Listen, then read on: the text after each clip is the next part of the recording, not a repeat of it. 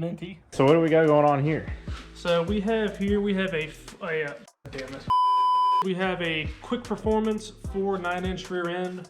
We got this ordered a little while ago and we just got everything in. We went with the fab housing here. We got some really beefy axles. What are those, 36 spline? These are 35 spline axles. We had two different options when it came to the brakes. It was either going to be a drum brake kit or a disc brake kit. They also had some Willwood kits. We went with the economy, so just some standard issue disc brakes. These here are the axle retainers. These bolt up to the end and actually hold the axle in the housing. So in the event that we ever break an axle, which hopefully won't happen, if we do, the axle is not going to exit the housing. Another reason we decided to go with a 9-inch versus a GM 10 volt or 12 volt is because of this. This whole assembly comes out the front of the housing over there. These are great because you can swap out your gearing. We have here a 456, and if you want to swap to like a 373 something, all you do is you unbolt all these, pull it out, slide the axles out, throw a new third member in, slide the axle back in. It's like an hour and you have a different gear setup, as opposed to having to do with a GM 10 or 12 volt. Hopefully when you throw a Turbski on here. She's gonna take it. I ordered everything to be capable of more than 600 horsepower. We're not gonna be making anything near that for a while, but with the plans we have for the car in the future, we'll be able to handle whatever we throw at it when we get to that point. So we're gonna go ahead and get everything mocked up here. And we're gonna rip this old 10 bolt out of here. We got the studs going in, it's looking good. We also have clamps. What'd you think? Waiting on tools. We got the rear axle out. Little 10 bolt. So we're gonna put the center section in the housing first. Gonna get that all bolted up. We're actually going to put the axles as well as the brakes on after we install the rear end, just to make it a little bit easier for us. Looking pretty good, man. Look at that B. Wonder who laid that. Sitting pretty. All right, we got the axle jimmied up in here. Just got to put in the axle seals as well as the axle. We should be good to go. We got the axle in. We had a little bit of trouble getting this here rear shock mounted to the axle. It didn't quite line up with the factory placement. As you can see, with a series of washers, we were able to make this work, even though it's janky as hell. There's nothing not janky about this car. We got the old seats out, bucket seats going in. Next step, we're just going to install the roll cage real quick, and the roll cage is in, as well as the seats. We ordered these here bucket seats for the Cutlass. It said that they would fit, but it ended up just being a track with some rails on it. So we got some steel plate, drilled a couple holes in it, and got everything lined up. It works pretty good, but it's definitely not the best looking thing in the world. We're testing out some tires. These came off of my dad's 67 Nova. We put them on, and they did not fit very well. So we put our thinking caps on and decided, I wonder if they'll fit backwards. Lo and behold, they do, because the problem we had was the wheel was bumping up against the frame rail on the back here. It doesn't look as pretty because the wheel isn't polished on the back, but clearly with this car, we're not going for looks. We're also going to be installing the fuel cell. Got us some Earls line here. We have the Holly Performance fuel pump, as well as the line lock. I'm doing smoky burnouts, is that right? We're starting off with removing the stock gas tank. Gonna drop that, get the old fuel lines out of the way. Slippery. Not too bad, huh? Pretty easy tank to drop. Now you gotta get all the old fuel out of here. Who wants it? Come get it. Looking nice. That's where I put the nitrous bottle. Fuel pump's mounted. And now I gotta run the rest of this up front. We got the new brake lines here. We're also in a different location. What's going on over here, huh? Hit me with some knowledge. I don't have much.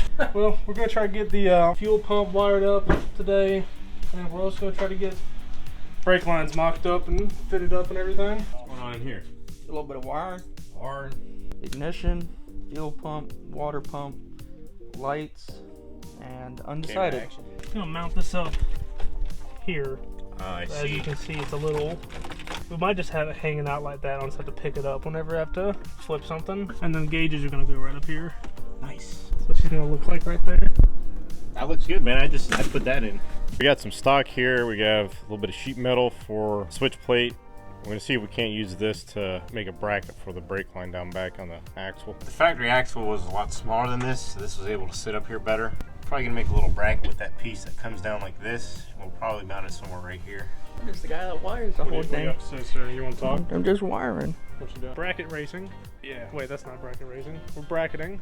We're on a race to make a bracket. That's right. So we got this thing here that we mocked up. Doesn't look the prettiest, but see if this works. Drinking the world's shittiest lemonade. He's also drinking lemonade. I'm milking all the horsepower we can. We had to redo this bracket up in here. We had it coming down to here, but we realized it was going to hit the old udder assembly. For some reason, this kit did not come with the banjo bolts, so we ran to the parts store and got this line. It's integrated, so it's like a soft line banjo bolt thing. Then we got just a couple hard lines coming off here. The soft lines are pretty long. We got them joined right there. Be gentle. It's a rental. It's not a rental. We also had to remove this bracket because it's pretty close to the frame. So I got this piece of sheet metal from Lowe's, formed it up with pretty much some pliers, a hammer, and a little bit of arm strength. It fits in here pretty decently. We're gonna put some screws in it. We're probably gonna cut a hole right around here, the switch plate, make it more towards the driver's side. We also have this. Put that in there, something like that. Maybe angle it towards us or something, I don't know. Yeah, something like that. Somehow, some way, gauges will be in there. There's a little turnbuckle. We also got the line lock installed. A little bit tricky, but we got it figured out. Had a couple leaks. Open the Tupperware lid here, and you can see we have fresh brake fluid. All right, what we got going on in here? We just got the switch panel and the gauges locked up here. Got everything tightened down.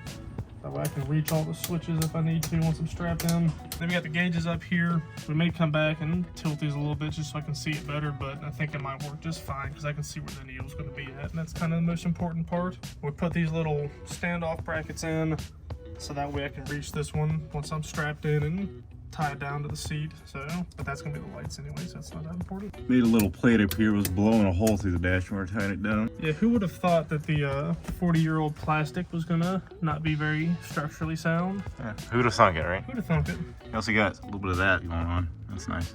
Well, don't worry about that. We'll save that for later. It's about ready to go down the drag strip once, you know, it has a powertrain. We're getting there. Get there eventually. We can just pedal it down the track like Flintstones or something. Yeah. So, we got the motor back from Heinz Brothers up there, took it to the dyno. We were making what we were going to be hoping to make, which is about 450 horsepower.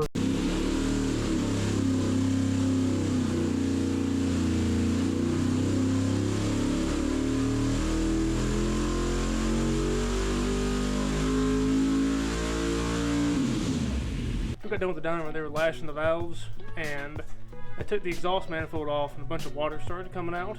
And we're like, that's not good. We repressurized the coolant system, cranked it over a few times, and here's a crack in the head on cylinder 1. And dropping back to punt, we're gonna order some new aluminum heads, take it back to the dyno once that gets done. Maybe we'll be even making a little bit more horsepower, who knows? Making about 455 at that point. Yeah. All right, so this is all we have for this video, guys. We'll see you guys next time, and hopefully we'll have this thing going down the track pretty soon. Even if we have to push it.